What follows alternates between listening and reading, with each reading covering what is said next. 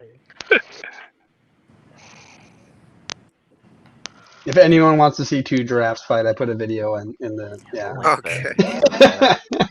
slamming each other. It's like weird. Like the male, like how they mate is kind of similar to how they fight, except they're doing it more gently.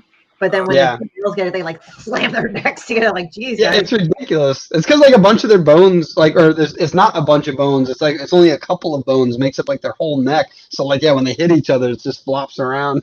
Yeah, but it's pretty funny. It's like you just. I remember Toonhole. They did this. They do these like really fucked up cartoons, and there was this one where this giraffe was like plopping out her baby, and at the same time, simultaneously, a crocodile was eating it. I'm like, oh my god! Oh no! Toonhole. They're messed up people, but they're great. They're cool. It's been really cold lately, dude. Like I walked around yesterday, like, why is it? Okay, so guys, I'm going to be the next one to pop out. I know we have some people waiting to come in, but I just want to say one more quick congratulations for the 100 consecutive episodes. Nice job, guys. And on a slightly more personal note, for Greg and Dylan, I really appreciated what you did for me in particular and for the indie community.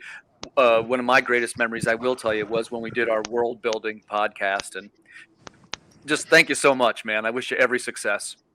Yeah. Thank you. Your podcast is like one of the best on our YouTube channel, by the way. Is it really? Wow. Yeah, because you actually bring people. Chuck's over there like... Yeah. I feel real fortunate. I agree with, I think it was Matt. I forget who said it exactly, but man, about the community, and I have definitely felt included, and thank you so much, everybody, for everything. Enjoy your Sunday. Thank you, you too. Can I ask the panel a question, a comics creation question? Mm-hmm. Sure. Yeah. Since you were talking about page turns earlier, and a situation that I ran into on my last compilation. You have all your single issues with your nicely thought out page turns, right? And then you go to put them into a graphic novel, and it throws it off. What do? Do you add extra pages or what? Art print? Art prints. 100% add something in there. That way your left hand side and right hand side pages always stay the same. Especially like if you're going to like for us, we did Misfits Clubhouse and we released a Kickstarter version of it. It's going to also be coming out on Scout, and we have to let them know, hey, the odd number pages we're sending you fall on the left side, the even numbers fall on the right, or vice versa, so that they don't print it accidentally the wrong way too. Because like Chuck said, the page turns, you don't want the page turns on the left hand side because it throws the whole book off. Yeah. Well, so the way I explain page turns to a lot of newer creators when I'm working with them is that it's like commercials on a TV show. So start watching your not streaming shows, but go watch like a half an hour sitcom or something, and you see they build up to that moment where they go to commercial. They always know where their commercials are going to be. If you just started putting that commercial in random spots, you're completely fucking up the flow of that show. And so it would be the same thing with your book. So if you have an opportunity, just put an art print in there or some kind of title page or something to allow you to keep up that flow. You built it in a very specific way. Try your best to keep it that way. My biggest thing was I had a double page spread, and I was like, I don't care if everything else is screwed up as long as my double page spread is together. And I find also with page turn reveals, it can be very beneficial, especially for horror, I find. But for any genre, to have, and I learned this looking at Junji Ito, who's a master of horror comics, manga in his case, to have the reaction to what the page turn is going to be revealed on a little panel on the bottom right of the page coming up to it. So you can see what the character is reacting, and then be like, oh, what are they looking at? And you turn the page and, oh my god, what is that, right? So having it build up in that way can be really helpful. Oh, Christian, you're muted. I think Greg might have muted you because of the wind for a second. Wind. You just unmute yourself. Yeah. Okay. Yeah, I just muted you because of the wind. I wanted to add to that conversation that you should never be cheap. You should never compromise your story because you're trying to save a 4-page spread or something, you know, if it's a saddle stitched. And I see a lot of creators do that. Like they'll buy ads to save 25 cents, maybe a copy. I don't think you should do that. I think I'd rather just charge more and make a better product. Yeah, and honestly, if you're doing a graphic novel of multiple works, you could also just separate them with that cover art from the original. That'll reset it too. Like that's another way to kind of add that. And if you need a page to make the cover art on the appropriate side, then you can share concept art. You can anything that you worked on for it would be a good way. Like, and that's also like a bonus. Like, oh, the graphic novel, it comes with additional clips. Like there's like nonfiction books that do that. They'll be like, oh, this is a story of my life, and in the center there's a bunch of photos just for the looks. So you can certainly do that, like, you know, in a comic book for the extra page. Yeah, map of your world. Yeah, like the stuff that Timothy was showing earlier. Like that's excellent. I think I got to get out of here, guys. But thank you so much for what you've done for the community and for me personally. I really appreciate all the opportunities to work on Seer Chronicles, and I'm really looking forward to continuing that. And congratulations on your 100th episode, guys. I can't wait for 100 more. Thank you. All right, have a good day, everybody. Have a good one.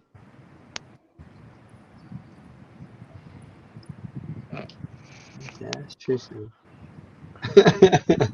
Chuck, Matt, Christy, Dave, Dylan, blah blah blah. You know, and etc. That's Trish. I'm awful with names. Awesome sauce. Hey, Mike. Sorry, I'm doing stuff with Kickstarter, getting stuff. You're particularly awful with names when the names are below everyone's faces. Right. I love you, Mike, but I had to talk shit. It's like we gave you a hint or something.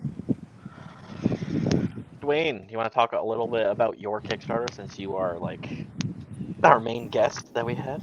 Yeah, we get to talk about my Kickstarter. I was just listening to everybody, you know, because I'm still like the new guy, so I don't really know anybody, so I'm just enjoying the conversations and stuff. But yeah, my Kickstarter is called Salvation. It's about the main character. His name is Vaughn. In his world, he's what you call is a relic, and basically a relic is someone that is born with demon blood. And he was given a mysterious mark on his right hand that he's looking to get more information on it. He feels that the only person that can actually give him the information that he needs is this powerful shaman named Solomon. So in the first issue, or issue 0, he's actually in search of him and trying to get more information on where you might be. And in issue 1, he actually finds him, and he gives him the information on what his curse mark is, along with more information. And it's really an action horror story that it's going to be a lot of issues going in. My brother, he's the creator of it. I'm the artist. We have tons and tons of awards that we're going to be having that we got available now, and we're going to be making a few more as the thing goes on. But yeah, you know, it starts out really it's a great way to kind of start the world, because the story starts kind of in the middle, and then it kind of in the first issue it kind of really explains the world in a broader view. So yeah, you know, I'm super excited about the series, and yeah, that's the Kickstarter. Is your Kickstarter running right now, or is it upcoming? It's available. Yeah, it's available right now. Yeah. The link is in the comment. What was that? I can hear you, Greg. I just put the link in the comment. Oh yeah. It's available now. So far, we're doing pretty good. We got, I believe, the last time I checked was 20 backers. We started the 22nd, so it's a little slow. We always kind of have like a little bit of a slow moving. But slow motion is better than no motion at all. You know what I mean? So, yeah. That's pretty much the whole cake. That's what I tell the wife. I'm done. That's what I tell your wife too. Nice! Nice! Oh, he just Sorry, you just set your wow! Shots fired! That Shots was fired! great. That was excellent. That was I can That's tell you great. the thing that freaks me out is right before Christian said that, I'm like, I could say that's what I told your wife too, but no, I'm not going to go there. As soon as my head stopped that thought, Christian said it. I'm like, dang, man. What kind of asshole would say that?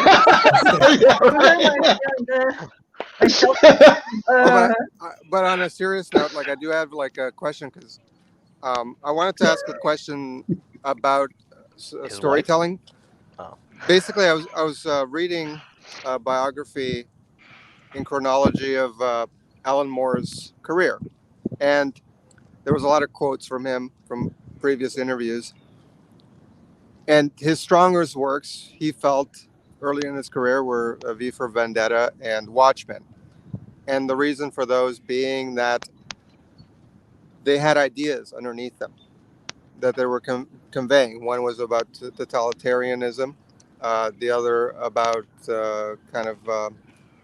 Watchmen, I guess, about global politics to some extent, and there was like ideas. And then he mentioned that some of his most popular works, like The Killing Joke, were very popular because they're mainstream characters. But he said he liked that the least because it was about nothing. Like to him, it was just, yeah, okay, it's an interplay between characters, but there's no ideas conveyed underneath.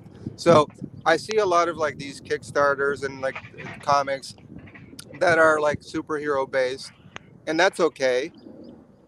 But I'm curious to know each of your perspectives about that concept of like, should we aim as writers and artists, preferably like combined, or like as a writer, as a plotter, should we aim for some sort of dialogue underneath the story that's deeper than just like people punching each other? I'll say, at least in my opinion, I think that most like works that are long-term remembered, right? There might be some famous stuff that happens in the short run, like, that's what, trends and fads are, but the stuff that is like the long-lasting work is the stuff that has deeper meaning, that isn't thrown in your face. It's just really good storytelling, right? So when there's lessons in books, like that's why I like like Fahrenheit 451, like a classic, right? Like it's not thrown in your face what government entity they might be referencing or what political party they might be referencing. It's specifically an idea that they're portraying in a really good story format. They intentionally take it so out of realism, like firefighters who start fires, right? They're taking it so far out of realism that you're not stuck on what they might be referencing now. They're just trying to build an idea in your mind. And there's a concept that politics is downstream of culture, and culture is built through entertainment, right? And entertainment is obviously in the hands of the creators. And so the excellent creators of our time who want to put forth a message, the best way to do it is in storytelling, but obviously the best stories are also the ones that it's not jammed in your face. I think is that, if you want your story to be, remember we were talking about legacy earlier, then you're going to want to have some deeper meaning,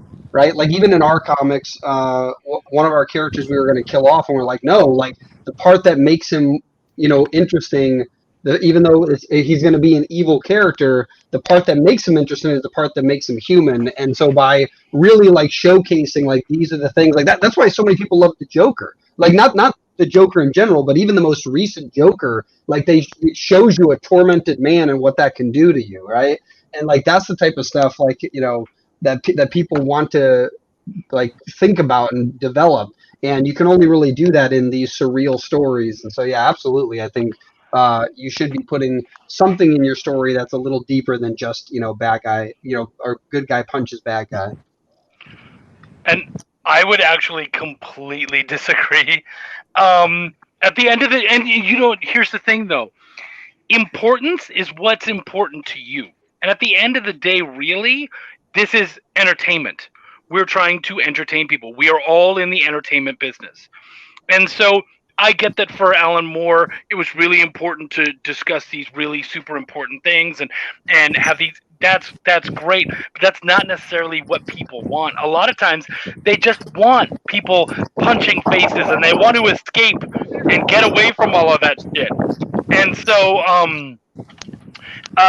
I think to have to force some kind of importance onto everything you do, like, can you imagine if all of a sudden fucking Garfield had to be talking about world history and politics and all that kind? No, but Garfield is fucking iconic, and he hates Mondays and likes lasagna. Like, how does that even fucking matter? It doesn't, because it's fun and it's entertaining, and everything has its place.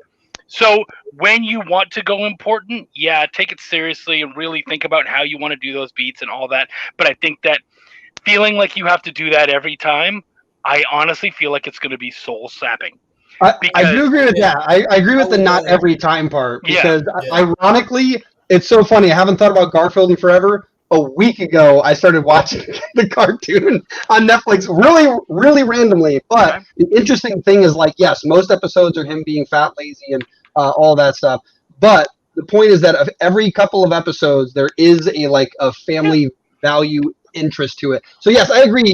That's why I meant by it shouldn't be slammed in someone's face. You absolutely, but the difference between One Punch Man and Dragon Ball Z. One Punch Man, people love it. It's like the over-the-top anime where obviously he's breaking all the he's overplaying the superhero, right? But then there's Dragon Ball Z, which is an iconic thing that will be around forever. It's got a Macy's Day float, and that teaches a lot of lessons about friendship and family in it. And yes, every episode isn't like that. There's some episodes forever, right? But yeah, so I agree that especially if it's a series, you don't need every single part of that series to be a lesson. But if you don't have lessons, it won't be memorable. We remember those lessons. That's why the Odyssey, the most what was it, a 2,000-year story that was never written down until eventually it did. That's why it was remembered, was because of the lessons in it, not because it was just a great story. I think the thing I was gonna say was I'm sorry, again, man. No, go you. The thing I was gonna say was another thing that's most important too is that you gotta have characters that are relatable, something that you can feel with the characters. So when the story starts, you it may not start right from the beginning, but as the story goes on, it might be something that you can I always kind of had that problem, or I really do feel like this character. Take my example, my character that I was just talking about, my character Vaughn. He's a very tortured soul, but he's still a nice person, and that's one of the things that we kind of wanted to talk about within the story, without talking about that in the story, is that he goes through all these trials and tribulations, but he doesn't change who he is, even though he has this demon blood and people look at him as this evil person because of it. He doesn't portray that at all. He's still a kind person. He's still caring. And, things like that is something that people can relate to. People go through many bad things in life, and there's some people that can, dive into that world of negativity and let that take over their whole personality and change who they truly are. But there are some that are strong enough to go, you know what, I'm having a bad day or I'm having a bad year, but I'm going to continue on and be better for it. You know what I mean? So, I think having characters that are relatable is very important. We have a mantra with everything we do at Insymmetry Creations, and that's we want to create characters people can relate to and universes people want to escape into. That doesn't say what the characters are or why they can be related to or what the universe is, and it kind of slots right in between what Chuck and Dylan said. Let your story be your story. Let it have integrity. I'll give you a quick little excerpt from the music world. There was, back in the day, there were two bands, Mortification and Deicide. And people used to say Mortification and Deicide need to tour together because they're exactly the same band. One was overtly Christian and one was overtly satanic. And the reason why people would say this about them is they felt like at the time they both put their message over top of what their art form was. And they felt like they were compromising the art because they were so intent on getting their message out there. And I think that really plays into what Chuck had said, is that if we all are creating and we have got a message that is so overt and the art form and the way that we actually tell it is compromised and becomes a secondary to the message we're trying to get out, then it becomes forced. then it's only going to be appealing to a very, very, very small group of people. You want to make sure that what you are doing has so much integrity that people don't care what your message is, because they want to be a part of that book because they love it so much despite the message. Think about today, we are so segmented as a population about, I believe this, I believe that, I'm on this side, I'm on that side. We don't care what side anybody is on. We just want to write a good story that everybody can come together and enjoy at the same time. And that might be the only thing that people need to be able to unite. Yeah. What I wanted to say on this topic was, I think it's perfectly fine to have a worldview or a message communicated through your work. I think the most important thing to put out good work is to have it be something that you're very excited about and that gets you really pumped, and like you can't contain it because this is the thing that you really, really want to tell. For Alan Moore, communicating his worldview is what gets him pumped. So that's what he feels is going to be his best work. If it's just a story that you thought was really cool, and you can't stop thinking about it, I think that's the perfect reason to tell that story. I think the only time you're ever going to really go wrong is if you're letting like market research dictate what your next work is going to be. And I've heard some creators be like, what you need to do is you need to survey all your readers and see what their favorite thing is, and then make a book based on that. And that's how you'll be successful. And I think that's the worst advice you could give, because if your readers all ask for something and it's not something that you really get jazzed about, you're not going to put your heart and soul into it, and it's going to show on the page. Yeah, I think that's what I was going to agree with, the fact that I think my belief is that most people who are very passionate about a story, it's because there's some underlying value. It doesn't have to be super dividing or anything like that. It's just that typically, like, that's what I meant about like the One Punch Man versus Dragon Ball Z. Like, there's people that live and breathe Dragon Ball. Like, I literally got into weightlifting because of an anime, right? If I work out more, I can get stronger, right? Like, if I get stronger, I can help defend my friends, right? Like that's something that's a very valuable lesson. And even if it's simple, like I think that's the key, is like it doesn't need to be some like huge profound thought. It can be as basic as, treat your friends kindly. You know what I mean? Like it could be that kind of basic. Like even Rick and Morty is an absolute nonsense show, and yet there are values that each of the characters portray, and the only reason that the writers can give you that value is mostly because of the fact that they care a lot about that subject they're talking about. People love Rick because he's extremely intelligent, can basically do whatever he wants, and he gets to tell people to F off. That's like almost just the value of like freedom, like not being restrained. Then you have the Morty that, even though he's stupid, like he's very caring about his family and other people. So like each of those is valuable in their own. I kind of think it's kind of funny with the whole fear thing, like you were talking about being fearless, like Rick is fearless. It's so amazing to see how many people are in fear, and people are like, well, it's this thing and that thing. I'm like, no, people have like gotten into helicoptering so much, and this hypervigilantism, I guess, not vigilantism, but like they're hyper vigilant all the time over the stupidest shit. Like, okay, so some of you guys know that some of me or my friends, my account got spoofed, right? Didn't get taken over. I still have my old account. Everything's fine, right? So some of my friends just were on it, and they're like, hey, is that you? Did you make another account? And I said, no, it's fine. I didn't make another account. Oh, let me go fuck with them. That's how some of my friends were, or some of them reported it. It's like, but there were a couple of friends that reflected back to me. They were like going, oh my God, are you going to be okay? Be careful and everything. It's like, dude, the guy is not showing up at my house with a gun. Just fucking report him, block him, or fuck with him. I don't care, And some of the shit that my friends have sent to me as screenshots were fucking hilarious. But I decided to take that and instead say, guys, if there's like a thing about me and everything, I just want to let you know it's not true. Just like put it up, say, hey, somebody tried to spoof me. And like, what the funniest thing is, how that person tried to spoof my account was they put hippie peace birds on it. It's like, I am not a fucking hippie peace birds shit. You know that this is fucking fake. I don't think people understand that Christy Shin is probably the worst person to mess with, because if you mess with her, it is going to be of epic proportions. She got some phallically phallically challenged individuals that had sent her pictures previously. And let me let you know this, that individual's phallically challenged self was then rebroadcast multiple times, even to people who probably didn't want it. Because she was like, hey, if they're going to do this and they have this issue happening, I'm going to make sure that I get my money's worth out of this. They thought they were going to harm me. I'm going to show them who's boss around here. And it is normally Christy Shin, a.k.a. the Demon Bitch.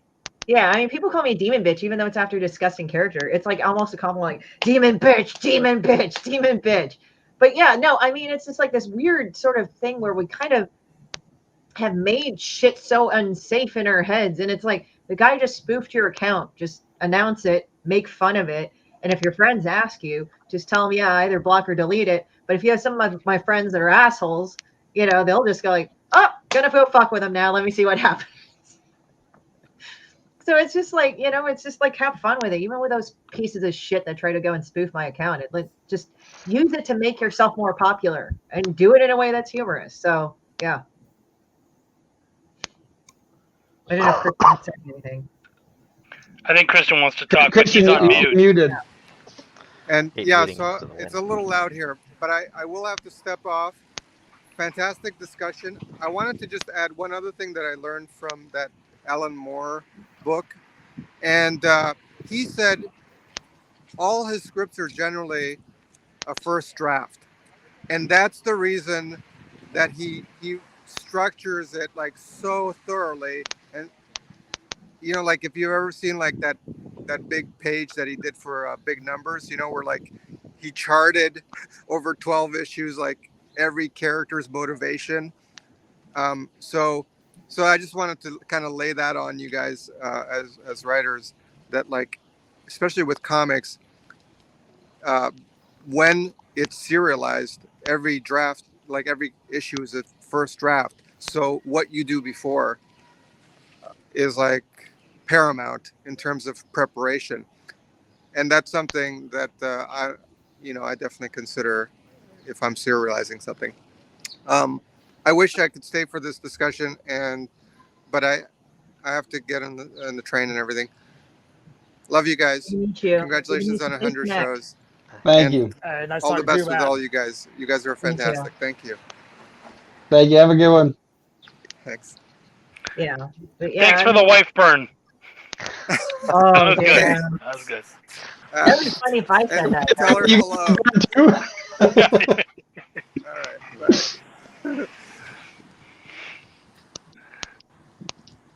Which is kind of funny. I've had a lot of girls hit on me too before. It was great. It was great. It's like, yeah, there was like, I mean, they were really cute girls, but I was just like, sorry, honey, no, I don't go that way.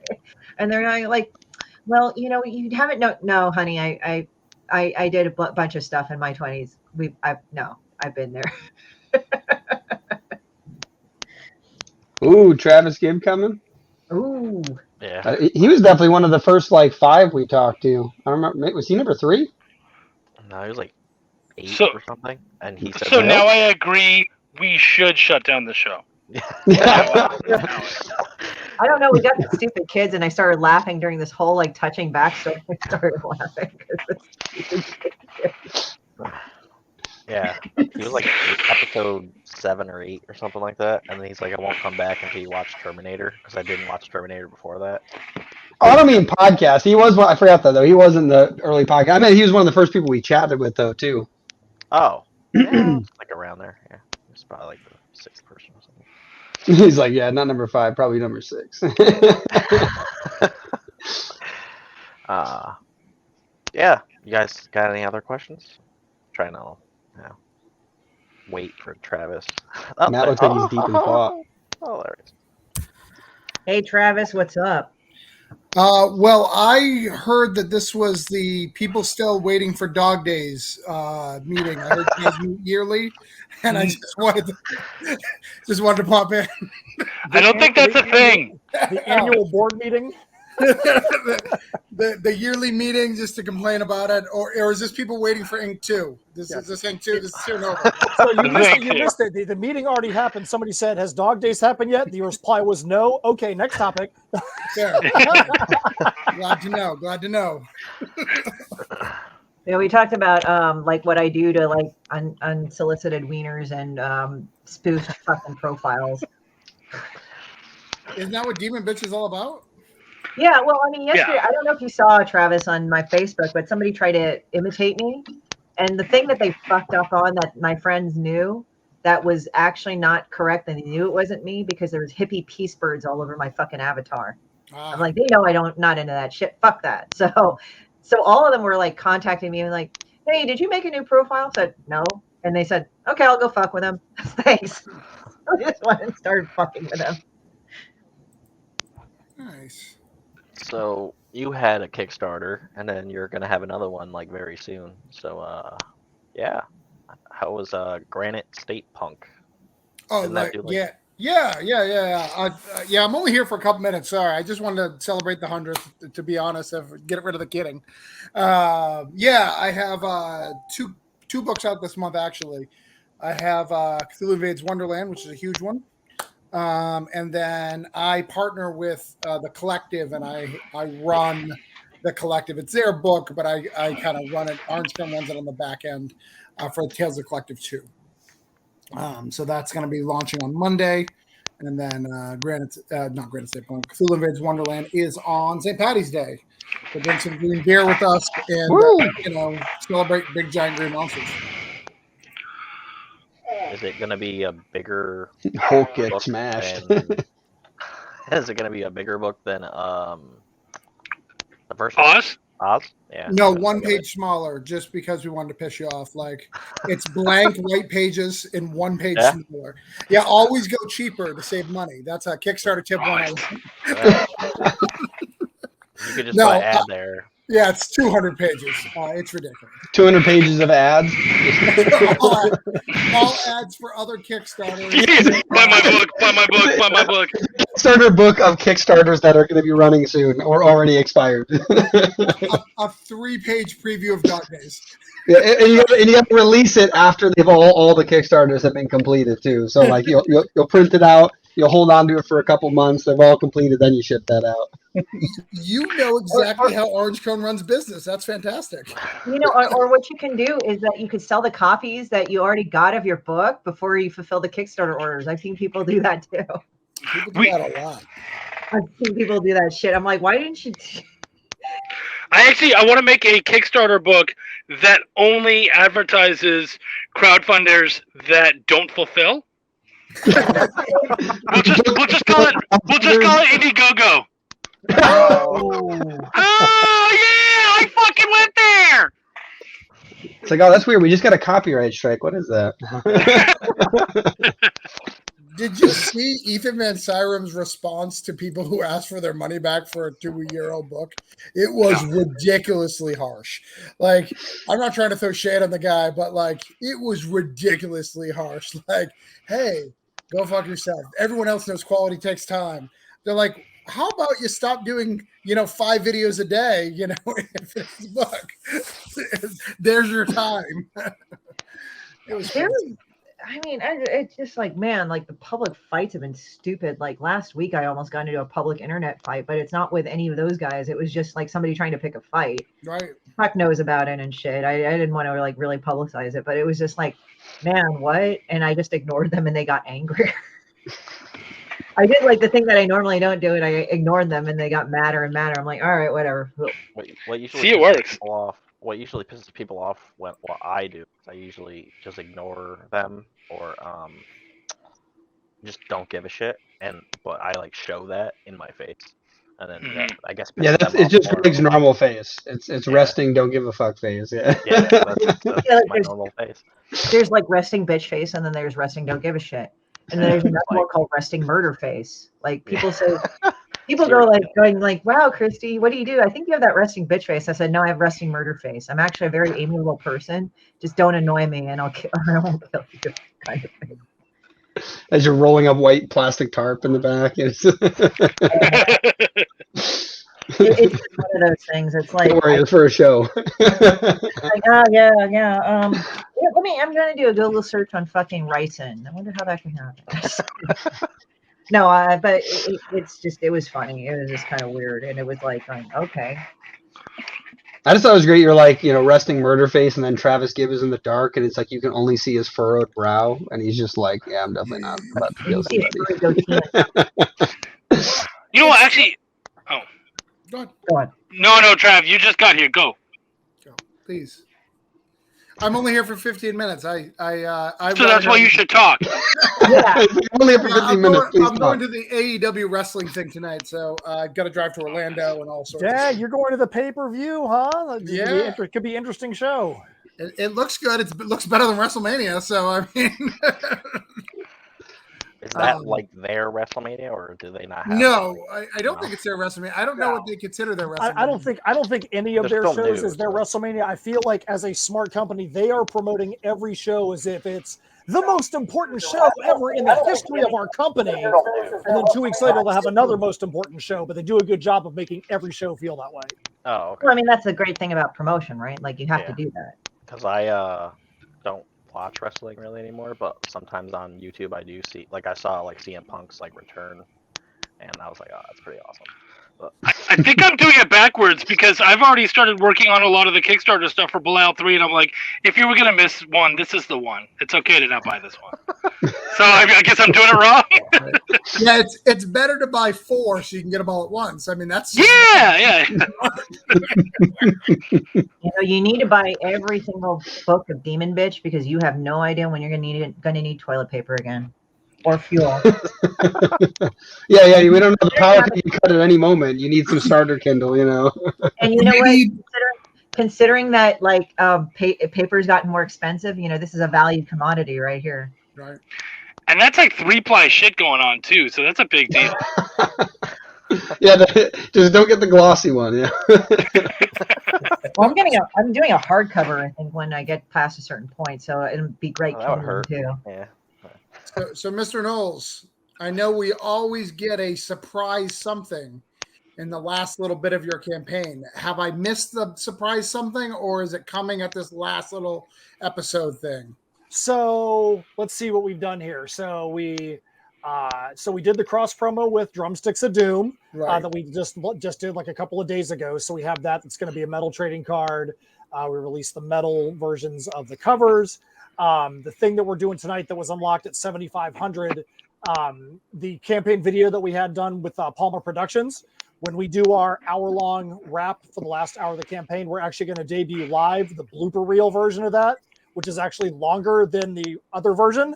And there's some stupid stuff on there that happened during the filming. So that's what's happening during the last hour is we actually are debuting the blooper reel cut of the campaign video. So I was under the impression that you and Matt and Steph were perfect. Like that's what Chuck said.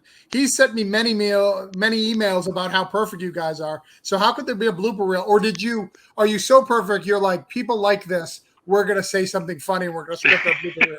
They created the blooper reel. I think you're going to have to watch to find out because it's going to be the most important blooper reel reveal ever in the history of Insymmetry Creations. Wow. All right. Does anybody want my tickets to the AEW? I can't miss this. I think the only thing he missed was getting closer and closer to the camera the whole time. We're like, just start freaking people out a little bit. I like Chuck's promotion idea of being like, you could skip this one. Yeah, right? It's like, seriously, like, don't even get it. Like, don't waste your time. You're going to get lost. It's too confusing for you. Just wait till the next one. The promotion strategy I might like to try is just be like super, super targeted. Like, if your name is Mike Johnson, this is the comic for you. I'm telling you, though, with it being Belial, this is actually the kind of stuff that could probably work. Right. This is the worst comic ever. No one on the planet should ever be touching this comic. This is horrible. You could probably go that direction, and it would actually work for Belial. Yeah. That totally could. I'm gonna buy 2. Right? I think you should only do homages from like really bad book, like Ravager 2099, like the things that people like have hated over the years. Darkhawk's a big seller. Do a Darkhawk homage. Do a Star Wars Christmas special homage cover for it.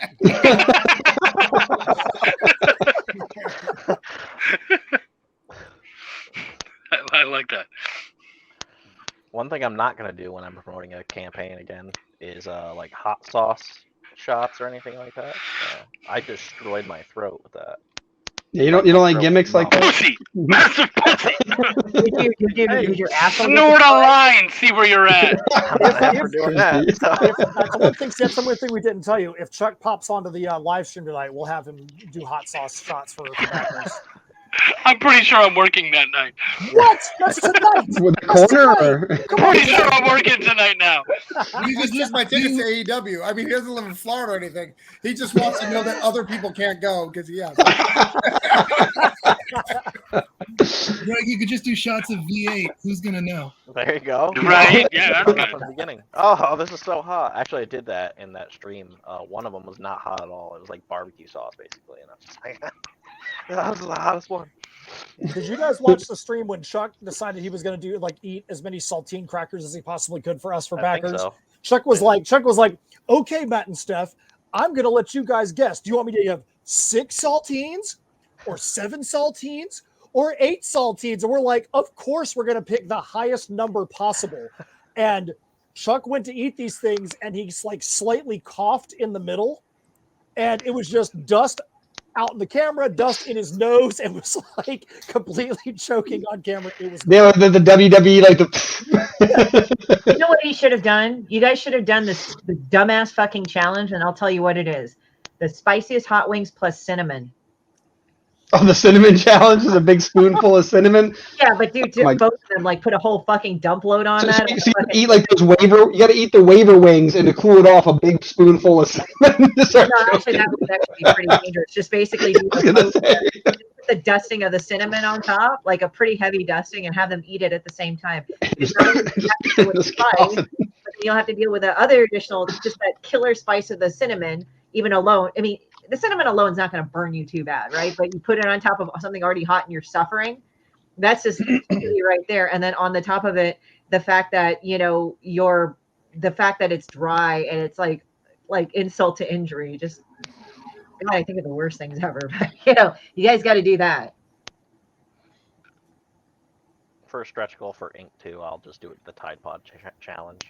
Just do that. If that's right. That's something. It's like it's not as sweet as it looks. You'd have to explain to people what you'd have to go back to 2018 and explain what the Tide Pod challenge was. Wow, that's helpful. Right. You know what though? For Ink, you could do something like, if we hit this insane number, I will get a tattoo of the choice of backers. No, a backer choice tattoo. Yeah, backer's choice. Yeah, backer's choice tattoo, dude. You have to tattoo yourself of Ink's butthole. That's the end belly button. Well, that's kind of awkward because Ink is based off my tattoo artist. So he's like, wait, just let me get the mirror. He's checking himself out while tattooing your ass.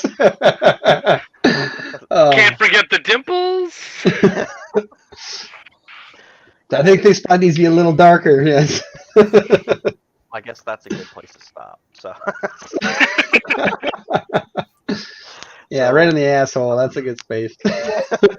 So Tim Larson, I'm trying to think of the name of his book right now. It's a motorcycle book. I can't think of what it's called. Mayfield 8. What's that? Mayfield 8. Mayfield 8.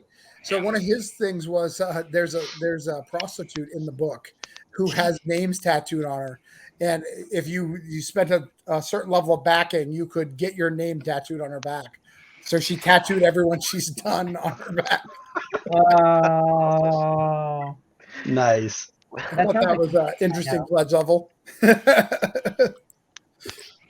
that's definitely an awesome idea. That's funny. I gotta stop with the people in the comic, like you add your likeness to the character or something, because we're still behind on doing that because we remastered our first issue, and then I'm like, we still gotta add all these people. Well, then sometimes you don't ask the artist whether or not they're capable of doing that. And I found some artists like don't know how to do that, or they don't do it well, so they don't like to do it. That was something I was like, but you're an artist, just do it.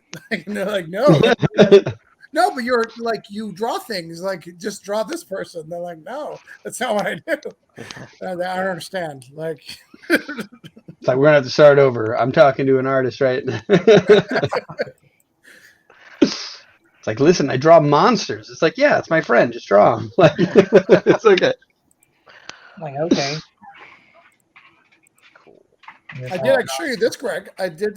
This is one of the cool promos we announced that. I'll give you an announcement since your 100th episode. We talked about it in a private group, but if you want to share my screen, There you go. Do it. that is going to be for all the first day backers. We're going to give that really cool playing card, Cthulhu, St. Patrick's Day fun. Nice. I think he looks cool. That's cool. Matt's on the phone. Quick, unmute us, Matt. We want to talk to whoever you're talking to. Yeah, tell them that you're on the 100th episode of SeerNova I will. Comics. Hey, my daughter just finished off in an undefeated college showcase tournament, so they were just giving me a little bit of updates on Oh, that. nice. And that's more important than your Nova 100th episode. It's not. I'm literally still on the SeerNova episode, so I literally am multitasking right now while writing an article, while posting. So look, that just goes to show you have to be able to split your brain in multiple ways to be an editor. So. Yeah. Oh, Jeff's got to get out. Oh, Why? I didn't even see that.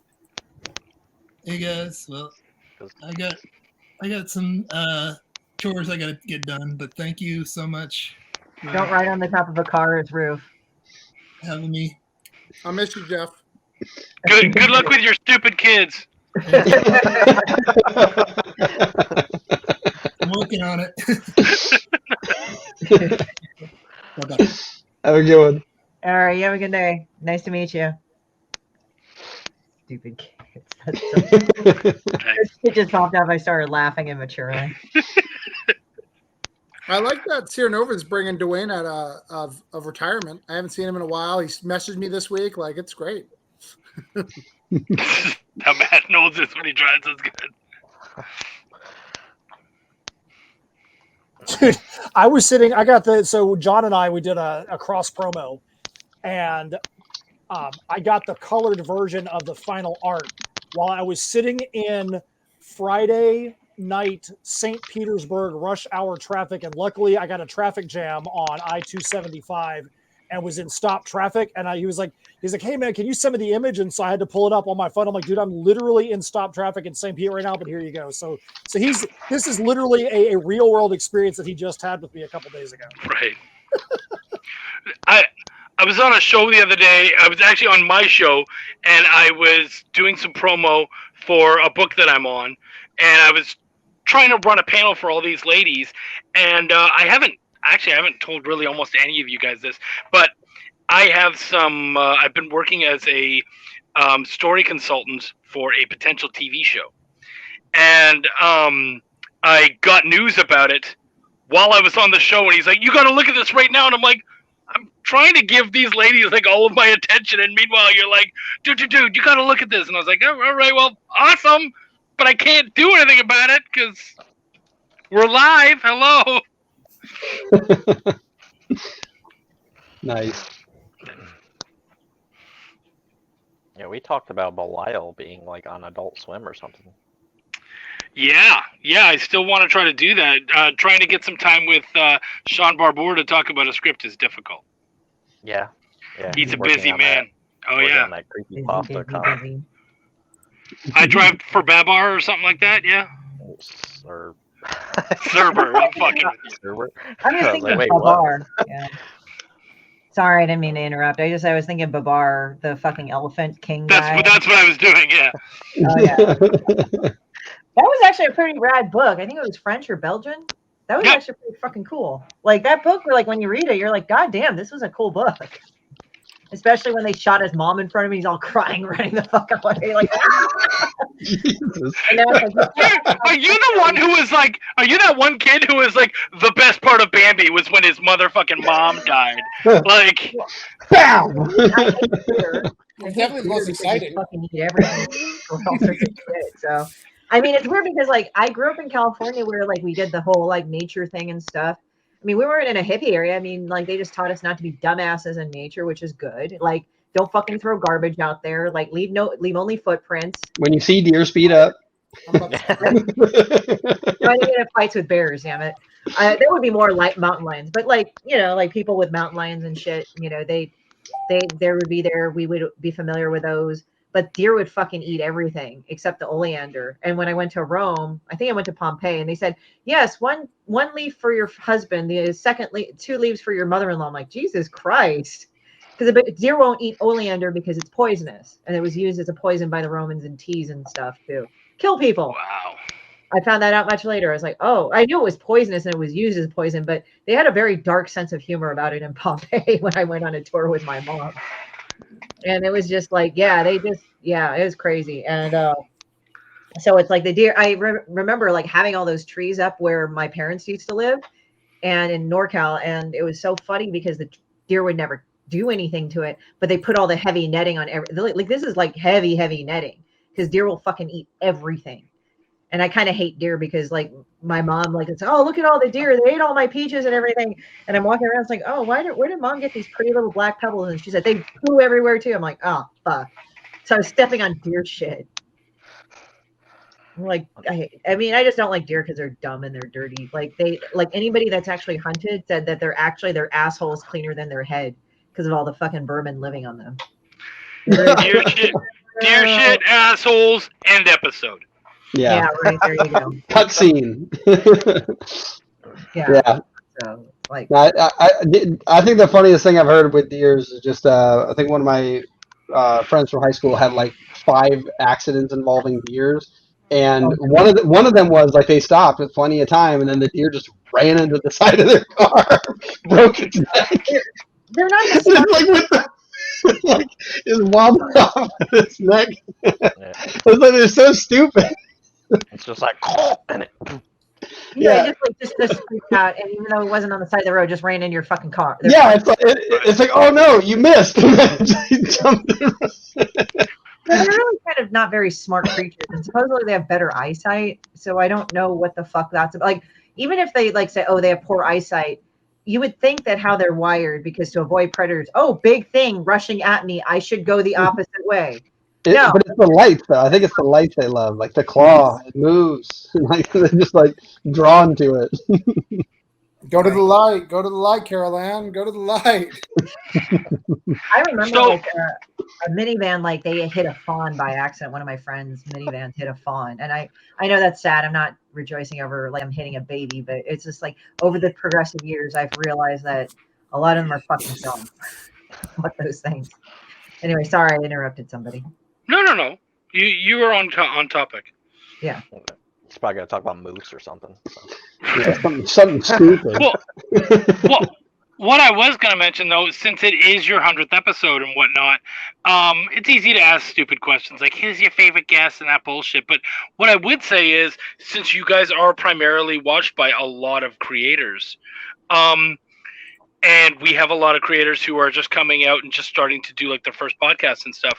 What do you guys think, having done 100 episodes, what do you think are the best traits of a good interview as far as the guest is concerned? So what kind of things should they look out for and maybe consider when they're going to sit down at a prestigious podcast that's hit 100 episodes? Prestigious. Do you mean like what's good advice for the guest, or what's good advice for the interview? For the guest. For the guest. Be interesting. Yeah, and like talk. Don't just like be like me and sit there. And then and the host should probably actually just not be boring. Like, don't do what Greg does.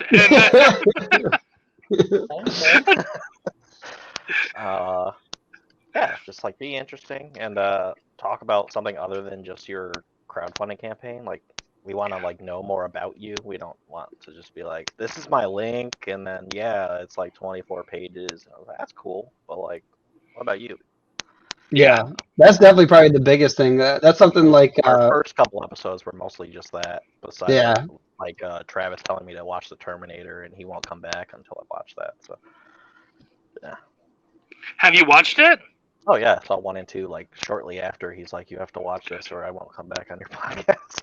I'm like, I mean, really? you gotta have standards, Chuck. You can't just fucking go on a podcast and some idiot hasn't seen Terminator. I mean, it's just... Travis, not to like write off that, but like I literally had the same scenario but with a different movie.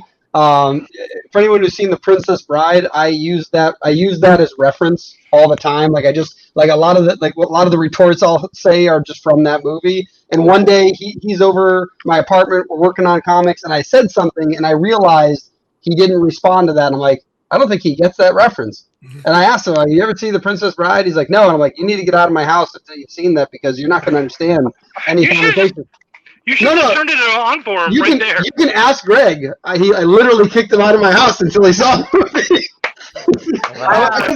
That would be easier than any of the other chicks that I would know. You didn't go see Princess Bride, but he's like, get the fuck out of my house till you. Well, because like it's different than like a random person or even a friend. I'm like, we're gonna be doing business together. You're not gonna understand half the stuff I'm talking about if you don't watch this movie. Like, it's gonna go right over your head. You sound like his girlfriend. God damn, like you will, when you watch this movie, you will fucking understand me when I fucking do. You know, that's dude. Fuck. I'm not saying that. I always say shit that no one else will fucking say because I'm a girl. You need to go play Hello Kitty Adventure Island, or you're not going to understand. Yeah, right. Well, actually, somebody called me Pikachu, and I said, well, at least you don't call me Hello Kitty. I'll fucking plug you. And we were all fucking with each other. So we were just fucking with each other because I was called, like, because he's a Southern white guy, and we were messing with each other on that. So like he took a lot of my jabs too. So it wasn't malicious. But I said, by the way, disclaimer, I'm not actually going to go kill him. So just. This is all jokes. That's also good. If you're a guest on a podcast and you do threaten someone, make sure everyone knows it's a joke, because if it's the first time you're a guest on a podcast, they might be like, "Oh shit! Like where are they located? I'm going to need to call somebody." Yeah, no, I was good. And they said, "Oh, the screen went dark on her." I was like, "Oh." I just hear screaming in the background. But yeah, definitely back on Chuck's question about like being a good guest. Half joking with the, just be interesting. But seriously, though, something that I talk to artists a lot about is that, there's going to be a lot of people that are going to create art, whether it's music, comic books, film. There's going to be a lot of people that are going to create the same things that you create. They're going to be very similar. Maybe it's similar look, similar story, similar lessons, whatever it might be. And one of the things that's going to make somebody want to back your Kickstarter or buy your comics or your merchandise is how much they like you as a creator, right? Like there's already top tier, Hollywood elite creating movies, right? Like they're going to be excellent. It's going to be very hard to compete with them. And in order to compete with them, part of your story, like meaning your comic book story, is going to be you yourself, like, and your, what made this story important to you, because a lot of that stuff isn't going to be able to get shared in like your first couple of comics. They're going to want to learn more about you. And that's like a lot of the people that have been here tonight or today, well, it depends on where you are in the world. I guess it's still today for me. So, but basically a lot of the people that have been here, they keep coming back, and it's because they like Greg and I, at least to a little bit degree, or they like making fun of us. Either way, they like us in some fashion. And because of that, they want to return, and that's what you want to do for your fans. You want to make sure there's something other than just your comic that's interesting, because if that's the only thing that's interesting about you, like there's other good comics out there, right? I want to state for the record that I never said I liked Greg or Dylan. Just recorded. I've never said that. I'm not saying it's true or not. I'm just saying I've never said it. Just come out and fuck you, Greg. That's it. Second, until Ink 2 comes out, he doesn't remaster 4 fucking books. Like, give me an Ink 2. Him and I will never be friends or anything professional. There's things that I like, which is Ink, and there's things that I don't give a shit about, which is everything else. Greg. Yeah. So, please. I will let you know, Travis, that's also like I can't wait to get our second issue of Ink done. It's all written now, right? We're already on the move for that. We got to start getting the artwork done for it, and I'm super excited about that. I actually asked him yesterday or the other day. I was like, when can you start the art? And he's like, July. I was like, Cool. Because I really want that out. Yeah, Travis has already sent 6 death notes and death threats, and we're trying to get those final. I've already commissioned people to write it myself. I'll just, Yeah, I put like a page up, and he's like, "Hey, I need somebody to write this, to draw this page." I did. By the way, I'm on page 10 right now. I'm getting there, dude. I'm getting there. Thank you. Doesn't have to be hard. Just put ink on a page. It's. Yeah. If I don't understand it, just go. It's meta, Travis. You just don't understand meta, and then I'll feel stupid and I'll say it's great, because I just don't understand. You just don't get it, man. That's the name of the issue. It's meta. It's meta. You can also say, like, Travis, you're from Florida, because everybody seems to say that. Like, it's like, what the fuck? Well, they do that with me in Texas, and I'm like, yeah, I live here. It doesn't mean I'm from here. They say, oh, you're from California to me. I'm like, yeah, it's nice. Yeah, the weather. Yeah, all right. Hey, I'm from Delaware. Like, I'm from Delaware. Who cares? So I think we're gonna wrap it up finally. It's been like 2 hours. So. Yeah, had enough of You guys Chuck do over like here. 24-hour sessions, like on the regular? No. Oh, all right, never mind then. He's like, I thought we had some champions over here. Right? They're pussing out, not me. I was actually going to take you guys with me for the next couple of hours. We're going to watch a wrestling pay-per-view together. Are you ready to rumble? Yeah, we already got a Comic-Con today. We might as well add wrestling to it. Right, exactly. Anyone go into like a toy show? Car show? Something else. No, but I am going to go door dashing, so you can come and help me deliver food. Yeah, this is what I got right here. This is my neighbor Steve. He likes burgers. Today he got a taco. Really threw me off. Yeah. What is a cheeseburger taco? Oh, nice. She looks like she's focusing. Well, we can wonder what she's focusing on right now. I mean, she's chained to like a fucking thing. I mean, this is the best thing ever, because now she actually has she has a place to live and to sleep, and yeah, that's pretty much. She's very lucky. Oh yeah, I would like you to make, Chris, which would be great as an add-on for one of your campaigns. I would like a one of those Jesus like in this. The minute I see this, because I see it's long size, one of those Jesus tracks. For Demon. Oh, the chick tracks. I actually got bored and I ordered a fuck ton of them, because I said, I'm going to read through, and then a quarter, through one stack, I just said, I can't read this anymore. This is soul sucking. I think you need one for Demon Bitch, and we start leaving it around, make them super cheap. You buy them that's a good idea. Maybe I'll do a chick track. That is about the most sacrilegious thing that I've heard coming from the pastor. That is hilarious. I have to write like a little Who story. says you on, Travis Gibb? I've never said I was good at being a pastor. For the record, I just said I was a legal pastor. Maybe I'll go and ask my friends instead of because I have already the fan art in the book, but man, maybe I can ask them to do a chick track or something. Just draw this little chick track and then just be like, hey, that's. I have yet to find anyone on the planet who has ever been saved by one of those. Someone read one and was like, this is going to change my life. I am going to give up sin because when I was pissing, I found this little track. I don't think that happens. I was reading those chick tracks, and it's funny because he actually hired Black artists to draw for the Black community version of it. Nice. It was weird. They just switched the pictures, because when I got the chick tracks, I got all of them, a whole chunk of them. So they had the white community or whatever community, then they had the Black community. So it was I guess it was the white and Black community. That's the ones I got. And then I got the other one. They didn't even change the names or anything. They just changed the images and shit. And some of them were really drawn terribly, and some of them were actually really good. Like the guy that they hired to draw for the Black community, I think he died recently, a year or two ago. It wasn't that long ago, but he drew really, really well. I was like, why the fuck are you illustrating for this shit? You could be doing other shit right now, dude. Oh, sorry, I had the cattail. See here? I remember finding one that said, do you like spiders? And it went from, Jesus also likes spiders. And it told me about Jesus. I just Weird segue. Like I just don't understand. I was like, wait, what has this got to do with Jesus? Okay, I'm sure he likes spiders. Great, they're all God's creations. You're like, okay, all right, whatever. I'm confused now. I mean, maybe if I found it at a spider pet store, like maybe you could save the spiders. I don't know.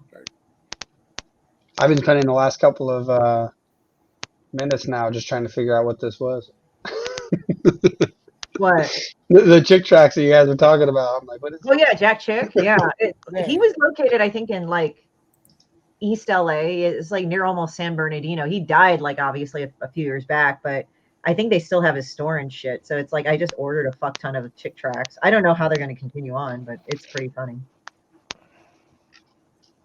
So, Matt, since we're leaving, we should do something good for Matt. Matt, if you can get to 200 backers, which is going to be super hard, if you get 200 backers, why don't you go ahead and give that Cthulhu Invades Oz PDF? You want to do that? I mean, it's only 160 pages original graphic novel get 200 backers. I mean, I think that's doable, right? You know what? And you know what? You know what? If that's what you want to do, I think it's a great idea. I think we should do it because I think it's because you were at 8,000 at one point, right? And then people messed around. Yeah, this is unacceptable. We need to fight back. So let's go to 200 backers, which is easier to get than the money wise, and hopefully it'll translate to the money wise. And you know what? I think that's a great idea. I can tell you this much for people that have never seen Cthulhu Invades Oz. We talk about that book at our table as much as we talk about our own stuff, just by having a couple copies of it there. Because people are like, tell me, what is this Cthulhu Invades Oz thing? And we get to talk about it. And the thing that I always say is it's one of the coolest anthologies that I've ever seen or been a part of, because the curator, being Travis, made sure that this is a single story arc. If he had team A and team B and he thought a story was going to go a certain way and it didn't go that way, Travis took it upon himself to write piece C to put in between there to ensure it was going to be a single arc. And people really like that. And I'm like, hey, there's a sequel that's going to be coming out in Cthulhu Invades Wonderland. And just knowing the intensity with which Travis puts into making sure that this is an arc, not just a bunch of random stories, really sells people. There's going to be a lot of people that are going to be day one backers that have probably come from myself and Steph and other people that have these books. Their tip was we're not the only ones, because it's an easy book to talk about. So I really do appreciate that. I'll make sure it gets out here in an update here very shortly. Yeah. Get that out. Let's see if we can get you 20 more backers with that. I think that's doable. Sounds good. Chuck, you never looked better, Chuck. Yeah. And if you guys, like, as a final, like, shitty plug, you can go follow my Kickstarter. It's not going to be up until the 22nd. But yeah, follow it. And when it goes live, it'll remind you, probably annoyingly. Chuck, you got anything going on? You don't seem yeah, I do. I've got Cryptic Hazes on Kickstarter for 2 more days. I edited that book. Really great mindfuck of a book. So if you like that kind of stuff, in the veins of like Memento, Monkey Paw, that kind of stuff, check it out. I've got Clarity Girl and Base Force with Chris Masma, which I'm a part of. I edited some pieces in that one. Checked out as well. And then I also worked on editing a piece for Cthulhu is Hard to Spell, Battle Royale, the 3rd book. So go check that one out. And then, of course, next week, we're going to be dropping Cthulhu Invades Wonderland, which I got to be a big part of, and I absolutely loved it. And I just love being a part of that book. Does it have a lot of death and mayhem? Because yeah, my favorite parts are being able to see the amazing stuff that other people are doing, and then being able to kill off and work with characters that I've been reading since I was a kid. So amazing books. You guys will love them. Check them all out. And I let Chuck kill off the big one this time. I made him kill off someone. He was scared to do it. I was scared to do it. I'm happy with how I did it, but I was scared to do it. And that's why I had him do it. So when someone goes, hey, did you do that? I was like, no, Chuck did it. There was one where I was working with Lawrence Hubbard, and he's a good friend of mine. He does Real Deal Comics, so it's about people in the fucking ghetto, and they do all sorts of crazy shit. And so I said, because like I said, there's this we knew that Lovecraft was hella racist, right? So sure. I said, hey, how about them fucking smoking angel dust and driving all the way across the country to fucking Massachusetts, where they fucking have to deal with this shit. So I wrote the story, and he said, God damn. It's not like that long, but I can't talk about it that much. But it's really funny. And Dwayne, if you want to like, Yeah, to close it out, share yours, Dwayne. Oh, okay. All right. Sure. Yeah, as the host of the hostess with the mostest, host with the most.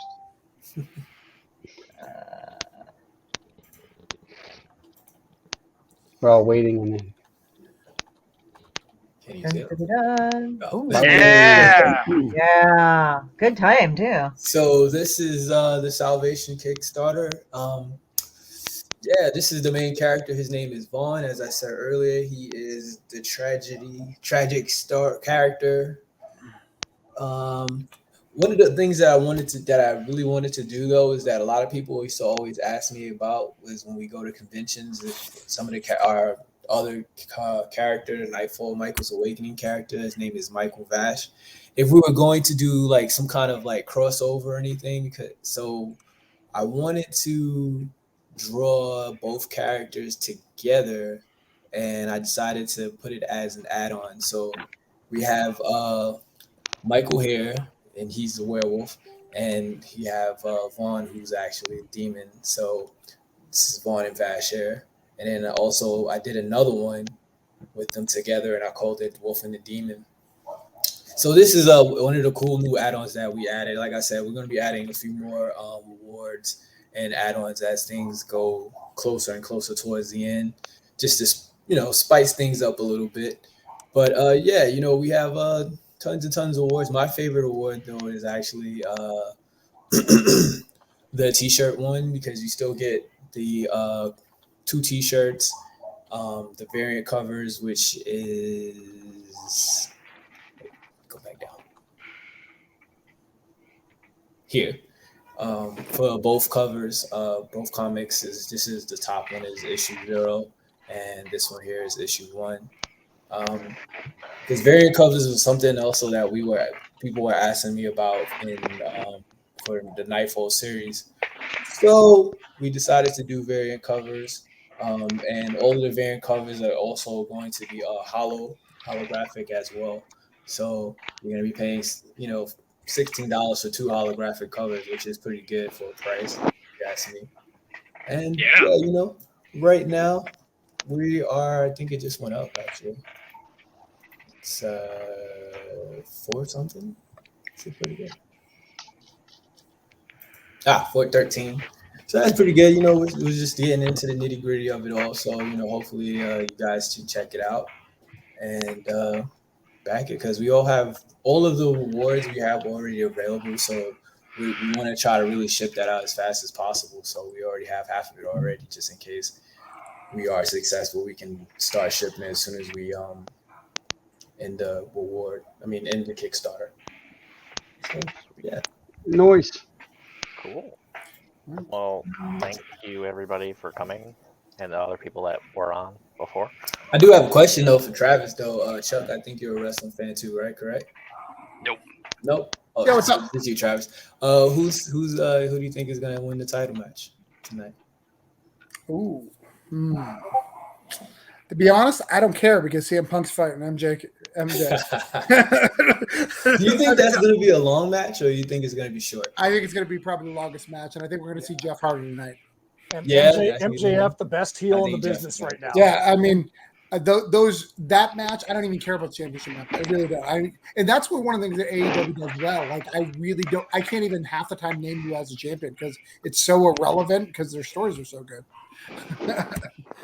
No, but I gotta go. My wife is coming in, so I have to take off. Run! Can't let her know I was on the internet. Much love to Heather. I only get 15 minutes a day. Yeah, fellas, I'm gonna have to jump too. I've got this article I'm posting. I gotta get ready for our live stream in 5.5 hours. Got a bunch of graphics to make. If you haven't checked it out, go to tinyurl.com/airs TPP1. Like Travis was saying, we've been battling. We always have this weird thing happen in the last 48 hours where we have people back out or some rogue people and stuff like that. So we're always fighting to get back to where we were. And we need everybody's help to try and get there, to try and finish this thing off strong. We will be on a live stream tonight, Steph and I, at 8 o'clock. We will debut the blooper reel from Palmer Productions from our video that's on our Kickstarter campaign. If you can't laugh at yourself, why should anybody else? So hopefully you guys will join us, and maybe Chuck will come on there and he will eat some kind of nefarious item, and we'll go from there. Congrats on your 100th episode, everybody. Thank you. Thank you. Take it easy, Matt. Thank you so much, guys, for having us on. Yeah, thanks. Yeah. Thanks for Nice to coming. end with that little cat shake in the back, too. Yeah. That's Stan. He runs around like a moron. Anyway.